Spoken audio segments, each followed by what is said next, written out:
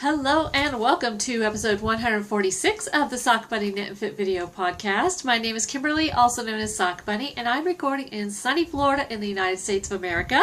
Today is Thursday, December 31st, 2015. It's a happy ending to a happy year. I hope you have a happy new year.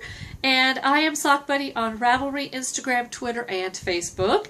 And I also have another YouTube channel called Sock Bunny Sims, where I do Sims 3 Let's Plays, Sims 4 Let's Plays, and SimCity Let's Plays. So if you're interested in The Sims, hop over there and check that out. And I have an Etsy shop at sockbunnystudios.etsy.com. So what are we going to talk about today? We're going to talk about charity, a dishcloth along, finished objects, works in progress, future projects, upcoming events and knit-alongs, fitness, quick book review, stash enhancement, tips and tricks, favorite things, and a shop update. So we have a lot to talk about, including a quick book review, so let's hop right into that. First thing is we do have a thread in the Sock Bunny Knit and Fit Ravelry group if you want to knit or crochet or even weave something for a Catholic missionary. Hop over there and check that out. I've talked about it a few times before, so I won't talk about it this episode. And thank you to everybody who has finished their items and mailed them off. And when you finish your items, after you contact me to sign up for it, after you finish your items, contact me and I will send you their address directly. Alright, so first thing I want to show you is something we received as a door prize, a couple of door prizes actually, for the Sock Bunny Retreat. Today's the last day to sign up. Next podcast I'll be able to tell you the final head count. But let's just say I'm pleasantly surprised and happy with the final number we've ended up with. And this is sent all the way from Germany from, and I don't know if your name is Caro or Caro, so if you could let me know how to pronounce that. But thank you, Caro. I'm going to say Caro. Hopefully, I got a 50-50 shot of getting it right? Okay. So anyway, she sent a couple of skeins of this cute yarn. It is hand-dyed Filcolana Arwetta. I know I'm saying that so wrong. And it is 80% superwash merino, 20% nylon. So those are adorable. I love the cute little sheep on the cover. Is that a sheep or a sheepdog? Oh, it's a sheep. Okay. And also she sent, made in Germany, some Addi Turbo needles in 2.5 millimeter. So, oh, you know what? I've noticed, of course, that in Europe they do 2,5. Do you guys still say 2.5 or do you say 2,5? Or how do you say it? Somebody tell me. Anyway, all right, so thank you for donating those. I do appreciate it, and I'm sure whoever wins that will be very appreciative. The dishcloth along that we've had going since October 1st ends today. I'll be closing the thread tomorrow. So thanks to everybody who participated and everybody who donated prizes for that. I'll announce the winners in the next episode. And let's talk about finished objects. I have a finished object. Well, two if you count that there are two socks here. I finished my bullfinch socks from West Yorkshire Spinners, and I really enjoyed knitting with this yarn. I definitely will order some more. I do have the blue tit colorway also, which I'll be knitting sometime this year. And it's not quite as bright as, it's more muted than what you're seeing there. It's a very sunny day here in Florida. But the second sock, when I got to the toe, it did have a knot in the yarn. So I was sort of sad about that, but I just pulled out enough to start the repeat back in the same place. So I could not even, I think this is the, if I feel around, I can't even tell, but I think this is the second sock. But they got pretty close to matching. Pretty close. So I pulled, what I was trying to say is where there was a knot, I pulled out enough yarn out of the skein so that I could continue the repeat where it left off. And also I will just use that little tiny scrap ball in my sock yarn blanket. So it's all good. It was just another end to weave in, you know, and we all, well, not all, but most hate weaving in ends. I don't know why. It only takes a few seconds, but anywho. All right, so that's my one and only finished object, and I have one work in progress on the needles, which is pretty shocking for me. I normally have like 12, 13 knitting projects, crocheting projects on the needles and hooks, but I'm down to one, and it is the sweater I showed you in the last episode. And speaking of knots in yarn, I've been using Patton's Classic Wool, and I've run into at least 3 knots so far, so very annoying. But that's life, I guess, in the world. So, and I'm not in the middle of a row for a change. I didn't make very much progress on it. I've been doing other things. Doing a lot of stuff on the computer and so forth. So, I'm really liking how this is turning out. And I'm knitting on really long. These are Knit Picks interchangeables. So, I have it on a really long cable. So, I actually could try this sweater on. Actually, I'll try it on for you now. That's one good thing about the long needles. So, and the good thing of this is a top-down raglan pattern, which I'll tell you the name of in a second. And the good thing about that is you can try it on. There will be a button band, so it is going to meet in the middle. Which I don't even know if I'm going to put buttons on it, because this is one of those things I'm just going to wear indoors, and I am going to leave it short-sleeved because we just don't need long sleeves that often here in Florida. So I really like it though, but the top-down raglan, the good thing about it is you can try it on as you go to make sure that it's fitting. So, and I like this color. This is what you're seeing is pretty true to color. So this is going to be cute when it gets finished. And I've been practicing knitting my continental style knitting. So, take it off. There we go. All right, so if you also, if you want to try your sweater on and you don't have long needles, of course you can always run scrap yarn, take the needles off, run scrap yarn through, and so forth, but I am lazy / efficient, and I would rather just knit on really long needles. So, alright, and there are a lot of different ways you could do that if you Google it. So, anywho, let's see, that's it. I haven't shown my mitered square blanket in a long time. I haven't really been working on it recently, but I thought I would at least show it. It's the end of the year. It's a good time to do all this. I'm not counting this as a work in progress, even though it is a work in progress, because this is something I just work on when I'm in the mood, and it's going to take several years to finish this, so I don't really count it as a whip. So I am considering myself to only have one work in progress right now, even though I technically have 3, because you're going to see something else, another blanket in a minute.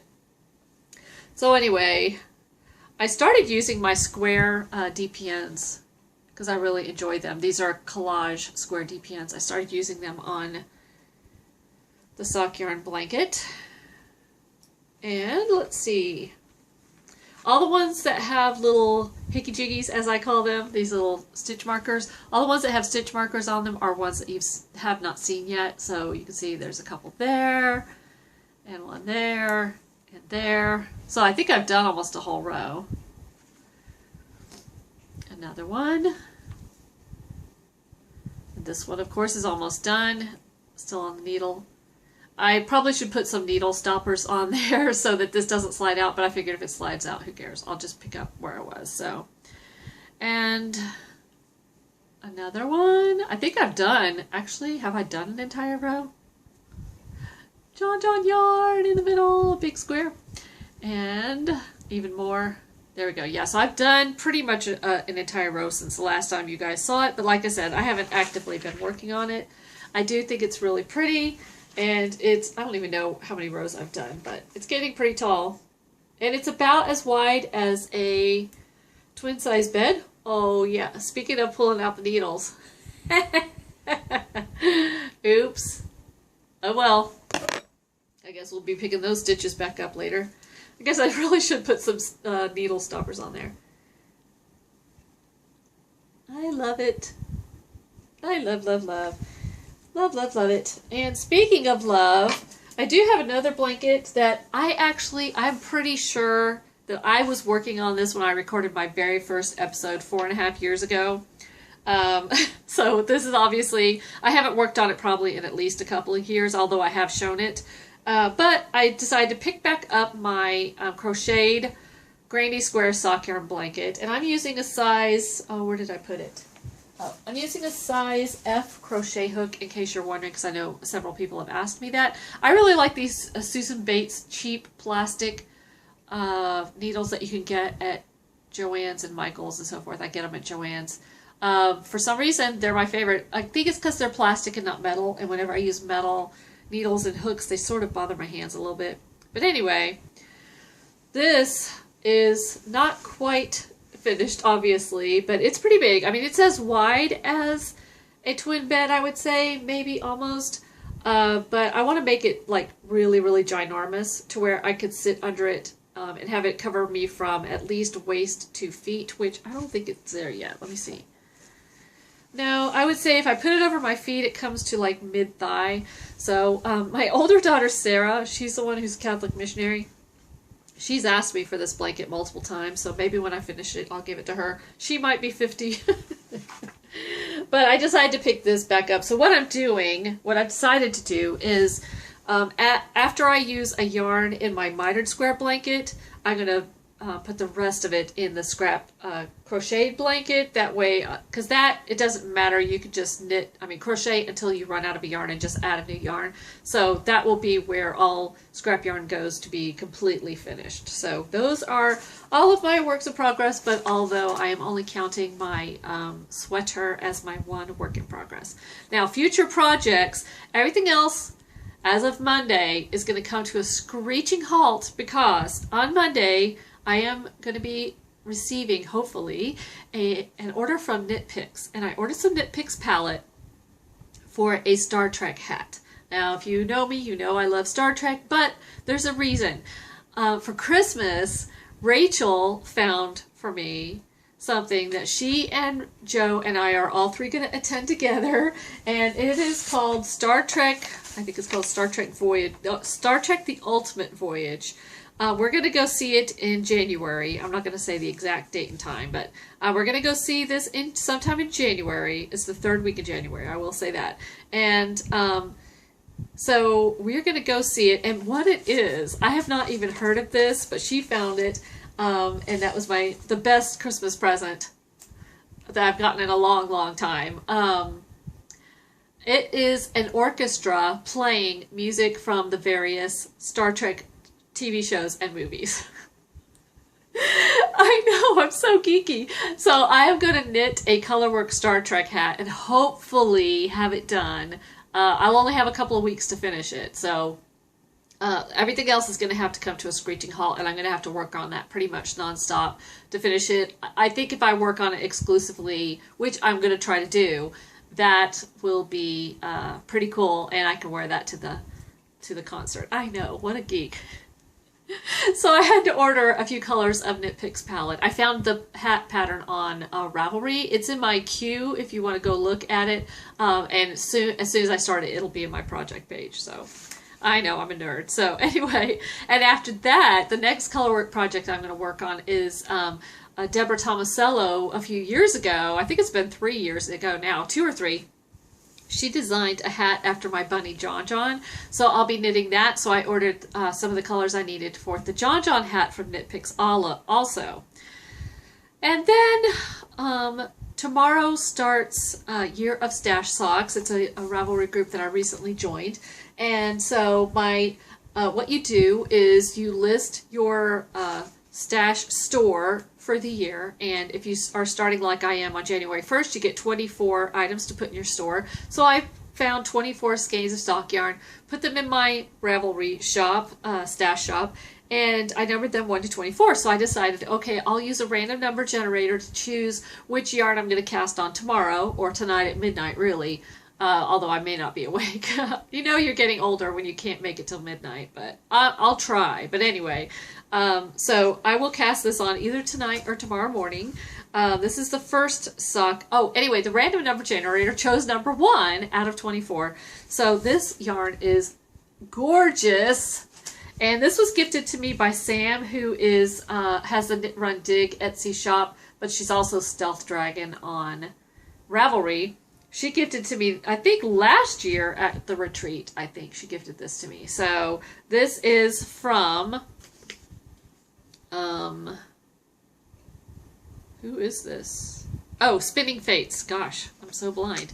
Spinning Fates, which is spinningfates.etsy.com. And the color, the name is in French, but it's the English version of it is Let the Good Times Roll. I will not even attempt the French version because I will probably offend somebody. So, yeah, gorgeous. Can't wait to cast that on. Oh, and those socks, I have decided I'm going to try to knit them continental. So they'll be my first continental, because I'm a thrower, but I've been trying to learn continental and master it so I can switch between the two, or try to be faster with the continental. So I'll probably be slower starting off with. And also, I can't knit continental yet without looking. But those will be vanilla, but they're going to be continental. So that's a pretty big deal for me. All right, so those are future projects. Let's see. Upcoming events. April 13th through the 24th, I'm going to go to the Knitopia retreat with Tina from the Knitting Blooms podcast. And I haven't told my husband yet, but I think I'm going to drive, because I'm going to be up there for 2 weeks. And with me not eating sugar anymore, and not eating, and being allergic to soy, and being allergic to milk, food is going to be an issue. I'm not going to be able to just eat anything. And I don't want everybody else to try to, change what they were going to make because of my stupid food allergies. So I think, like I do now, I'm going to need to frequently go to the grocery store. So I think I'm going to drive up from Florida to Michigan. According to Google Maps, it's 18 hours of driving. But I've driven to Rhode Island multiple times, and that was probably about the same, maybe more. And driving to Michigan, you don't have to drive through New York City, so there's a bonus right there. So I haven't told my husband yet, but I'm 99% sure that I'm going to be driving up. So that will be April 13th through the 24th. And then in July, I am going to do Tour de France, Tour de Felice again this year. I'm not going to join a group probably, but I am going to spin along, and I always watch it. This will, I think, be my 5th year watching it. I love, love, love the tour. I'm already getting excited about it. Isn't that so silly? It's the only sport I like. I don't know why. And then I am going to do Sockstravaganza again in August, September, and October. I normally do it, I think, June, July, August during the summer. But I want to be able to spin in July and not feel guilty that I'm not knitting socks. So I am going to do Sockstravaganza August, September, October. And there will be prizes. So yay! So those are the plans so far. I was thinking, like, another knit along that I want to do. I want to do, like, something called a book along, where you have to knit something from a hardcover book that you own. If that's something you're interested, let me know, and maybe we'll do that like in February and March. So if you're interested, let me know about that. Okay, next subject is fitness. So the retreat, try this again. The podcast is called Sock Bunny Knit and Fit. So every month in the Sock Bunny Ravelry group, we have a fitness along. If you work out any day at least 30 consecutive minutes, or if your pedometer says 10,000 steps or more, you can have 1 entry per person per day. The winner gets to choose up to a $10 giftable pattern on Ravelry, and I draw the winner on the first episode of the month, the following month. So the December winner will be announced the first episode in January. So as you probably know, if you've been watching from the beginning, you might know that I've always wanted to run, but I guess I've just sort of always thought I couldn't run. I've always done walk-run intervals. I've always done like run 1 minute, walk 1 minute, or run 1 minute, walk 2 minutes, or run 2 minutes, walk 2 minutes, those kinds of things. And I can go pretty far. I would say I could probably go about 4 miles doing walk-run intervals. I keep looking outside because there's a bird in the tree out there. It's adorable. Anyway, so I really have wanted to run the races that I've gone to, because I've always done walk-run intervals for the races, or just walk them. Like do speed walk, and I can speed walk pretty fast. I can actually speed walk faster than I can run. But I wanted to do running mainly because my main Mount Everest of running for me would be to do one of those races where it's like a mud run, or where you have to like leap over fire or crawl under barbed wire. I want to do one of those. I don't know why, I just do. So, and I've been talking about this for about 4 years. So anyway, I really, I think I sort of just as with most things, most of my issues were mental, and I don't know why, but I didn't think that I could run a mile. And I've been like building up and building up. But ever since I did the Whole30 back in September, October, it's really given me a lot of confidence. I weighed myself again this morning, and I've lost 18 pounds since the end of September, mainly from not eating sugar and not eating stuff I'm allergic to, which is soy and milk products and beans.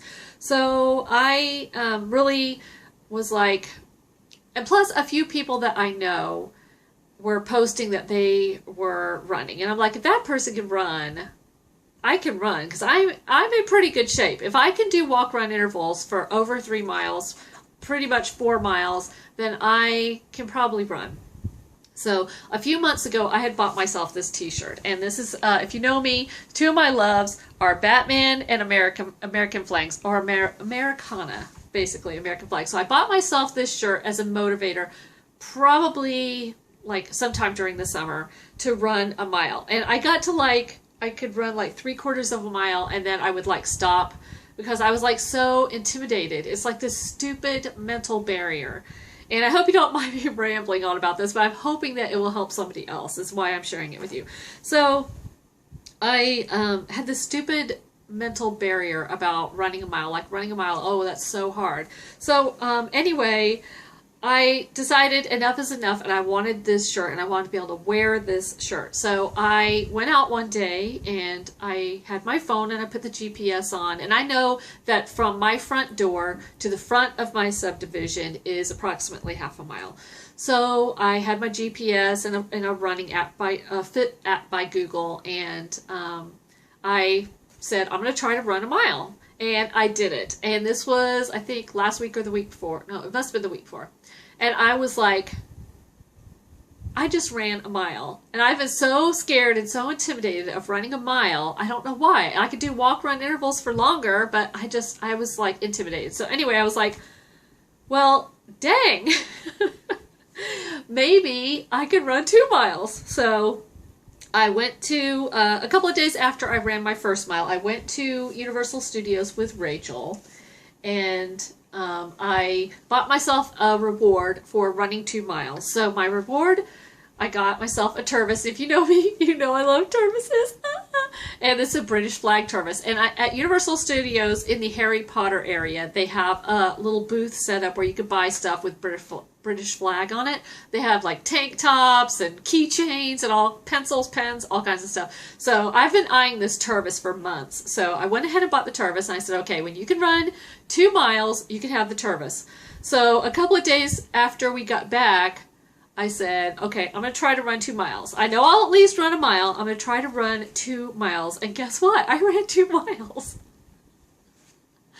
I was so surprised. Seriously. And I am like so happy. I know that it just sounds crazy, but I am super happy. And why? Of course I can run 2 miles. It's all mental, because, you know, if I can go to spin class and I can last in spin class for an hour and I can do walk-run intervals, I could probably run. So guess what? I can run. I ran 2 miles, but the last 1/4 mile is pretty hard. And I ran, was it yesterday? No, the day before. I ran 2 miles again. And the last 1/4 mile was hard again. So I need to just keep doing the 2 miles and keep stretching myself till I get to 3 miles. So I've been thinking about what I want to do for my 3 mile reward, and there are a couple of knitting needles. It always comes back to knitting, right? So there's a couple of knitting needles that I want to try. Knitter's Pride has a couple of, a new knitting needle called Marbles, which are acrylic needles, and they look marbled, and they're really pretty. So I'm going to buy myself a set of those. And also they have Zings, which are metal needles with different colors. So I am going to buy myself a pair of each of those. And I'm going to order them like now, because that obviously that'll be incentive for me, because I really, really want to knit with those needles. That'll be my incentive to run 3 miles. So that's the long way of me saying that if you have something that you really want to do, and I know this sounds like a cliche, don't psych yourself out and make yourself not be able to do it. And this has been a big life lesson for me. And yes, I'm 49 and I finally can say that I'm an actual runner and not just somebody who does walking and running. So it's a big deal to me and I'm very proud of myself. So, and I'm not going to cry because that would just be silly at this point. Okay, anyway, so we're going to do a book review now. Last time I did a book review on Modern Lopi 1. That thread is still open. I'll be closing that thread on January 20th. And then on the episode after that, I will announce the winner. And then that winner will have 30 days to collect their prize. Today, I am doing a book review for an awesome book called Spilly Jane Knits Mittens. And it is a great color workbook with several pairs of mittens I want to knit in there. And my friend Girltail has knit 3 pairs of mittens by this designer and loves her. So she comes highly recommended. And I am going to be closing that thread. I'll have a thread open when you view this. And that thread's going to close on January 31st. And then the first episode in February will have the winner. And that's all for now. I'm going to stop the recording here so that I can insert the book review. This is a quick book review of Spilly Jane Knits Mittens. This book was gifted to me by Cooperative Press. At the end of the book review, I will tell you how you could win a digital copy of the book for yourself. So let's hop to it. This book contains patterns for 13 colorwork mittens. But it is so much more than just a pattern book. The author also includes quite a bit of helpful information, such as how to do 2 different types of thumbs, tips on fixing mistakes, and even how to add extra embellishments. Also, at the end of the book, she includes blank charts so you can design your very own mitten patterns. Plain Blue Mitts with Peasant Thumb. The author says, "These fingerless mitts are a great place to start your colorwork mitten knitting journey. They're a great way to use up leftover bits of yarn and for practicing peasant thumb construction. I personally think these would be a great project for mini skeins of sock yarn we might have left over after working on a sock yarn blanket, etc. The mitten shown is made with 6 colors of Knit Picks palette." Plain Brown Mitts with Gusset Thumb. I like these mitts because the palm and the back are the same, so you can wear them on either hand. This would be another pattern that would be great for sock yarn mini skeins. The mitten shown is made from 6 colors of Brooklyn Tweed Loft. Nougat. Nougat is a great introduction to using 2 colors simultaneously on the same row. This pattern would be easy to memorize, and it would be easy to tell if you've made a mistake. The mitten shown is made with 4 colors of Knit Picks palette. Midtown. The patterning on this mitten was inspired by subway ventilation in New York City. The mitten shown is made with 2 shades of Brooklyn Tweed Loft. This pattern, and really all of the patterns in this book, could be converted easily to fingerless mitts. Gnomes really creep me out, but a lot of people love them. It's hard to see on this mitten, but they are wearing cute little boots. The mitten shown is knit with 7 shades of Knit Picks palette. Codfish. These mittens would be great for anyone who loves the ocean, fishing, or anything beachy. The mittens shown are made with 2 shades of Brooklyn Tweed Loft. Cupcake Mittens. These cupcake mittens are so adorable. They would be so great for scraps. In the mitten shown, she uses 9 shades of Knit Picks palette, but she points out that you could use as many or as few colors as you want for your cupcakes. Decadence. These Decadence mittens are Art Nouveau inspired. She used 2 shades of Knit Picks palette for the mitten shown here. Petoskey. The author says Petoskey stones are the fossilized remains of ancient coral beds that have been tumbled by the waves of Lake Michigan for millions of years. She used 2 shades of Knit Picks palette for the mitten shown here. I think this would be another pattern that would be easy to memorize. The Girl with the Prefabricated Heart. With this mitten, the author is demonstrating that mitten pattern inspiration can come from anywhere. She created these mittens with 2 shades of Brooklyn Tweed Loft. Penguin Mittens. This is another pattern I would love to knit for myself. The author used 2 shades of Brooklyn Tweed Loft for this adorable penguin pattern. The author says that penguins are cute, silly, and elegant at the same time, kind of like these mittens. Abney Park. These are my favorite mittens in the entire book. They are made with 2 shades of Brooklyn Tweed Loft, and the author says the pattern was inspired by a Victorian cemetery in North London. Wheatfield. These mittens were inspired by wheat fields in Ontario, Canada. She used 2 shades of Brooklyn Tweed Loft. That's the end of our book review. I am definitely inspired to cast on some colorwork mittens in the very near future. If you would like to win a digital copy of this book from Cooperative Press, then go to the Sock Bunny Knit and Fit Ravelry group and find the contest thread for this giveaway. All of the rules will be listed there. You will have until January 31st, 2016 to enter this contest. I hope you enjoyed this quick book review, and thank you for watching. And we're back. I hope you enjoyed that book review. If you have any constructive criticism or anything you want to say about it, feel free. And like I said, there's a thread in the Sock Bunny Ravelry group where you can enter to win that book for yourself. Okay, stash enhancement. I have one item. Daisy from Daisy Knits recently had a birthday, and she looks way younger than her actual age is all I'm going to say. And she had a sale in her Etsy shop.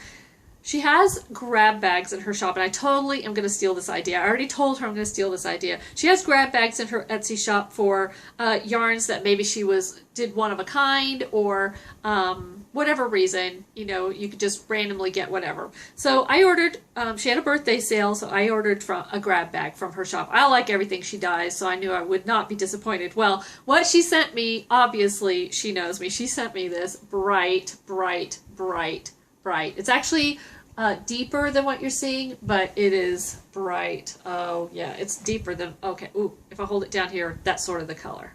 I know, really weird, right? Random. Anyway, it's like a very, very pale lime green or yellow. I would call, if this was a Crayola crayon, I would call this yellow green. So if you're familiar with Crayola crayons. So here's her, this is her seedling base, 80% merino, 20% bleached Tessa silk, 984 yards. So this is definitely going to be a shawl. Let me show you her card here. daisyknits.etsy.com. Yes, so yay, thank you, Daisy, and happy belated birthday. Let's see. Okay, tips and tricks. All right, this is a free pattern, so I'm not going to really give anything away by showing it to you, but I knit this pattern recently for Thomas for Christmas, which, by the way, he loved his hat. This is the Barley Hat by Tin Can Knits. So my tip is, this is something, it's really good for any project, but especially small projects. The directions for the size that he needed, because I had to knit the large for him because his head is huge, I had to knit the size large, and it says to knit until knit the ribbing until it's 2 inches, and then do the other repeats until your hat is 8.5 inches. So what I did along the edges here, it's sort of hard to see, is I actually drew a ruler starting from the edge here over. Now I also put my size markings on here. So for me, if I was going to knit it for me, I would do to 1.5 and 8 inches. But for Thomas, I circled them. I knit it till from 2 inches and then 8.5 inches. So I marked right on my pattern. So I didn't have to keep getting my tape measure out, and I just kept holding the hat up to the piece of paper. So there's my little tip or trick for my lazy/efficient self. Hope you like that. Let's see. Okay, favorite things. My friend Michelle lives in Massachusetts, and she knows how much I love the Daleks and Doctor Who. And you might have noticed my little friend over here, the Dalek. She gifted me a great hat. I made a Dalek hat for her, and she made a Dalek hat for me. So she did this cute Dalek colorwork hat, and she gifted me. And these are not the only gifts she gave me, but these are the ones I'm going to show here.